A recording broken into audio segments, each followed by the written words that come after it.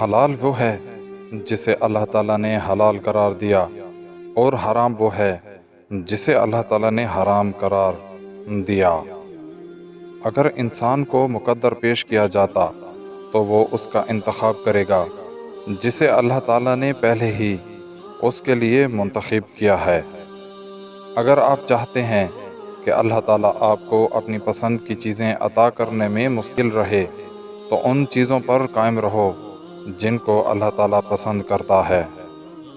اللہ تعالیٰ کی رضا سے مراد یہ ہے کہ ہر شے اللہ تعالیٰ کے سپرد کر دینا۔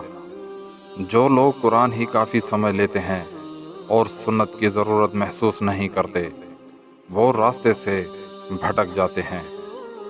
ایسا نظریہ تیار کرنے سے بچو جو آپ نے کبھی کسی عالم سے نہیں سنا۔ مجھے اپنا کام کرنے دو، جب تک قبر میں نہ پہنچ جاؤں قلم دوات کا ساتھ نہیں چھوڑوں گا۔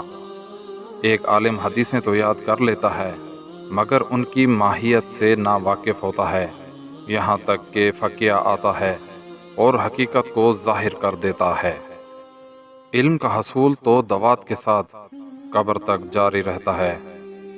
خوف خدا نے مجھے کھانے پینے سے روک دیا، اب مجھے کھانے پینے کی خواہش نہیں ہوتی۔ اللہ تعالیٰ پر مکمل بھروسہ کر لینا اور اس کی رضا پر یقین واسع کر لینا توکل ہے۔ تم اپنے مذہبی معاملات میں کسی دوسرے کی تقلید نہ کرو۔ خبردار، کسی ایسے مسئلے میں بحث نہ کرنا جس میں تمہارا کوئی رہبر نہ ہو۔ عورت دو قسم کے مردوں سے دور بھاگتی ہے، ایک سخت مزاج، دو زیادہ محتاط۔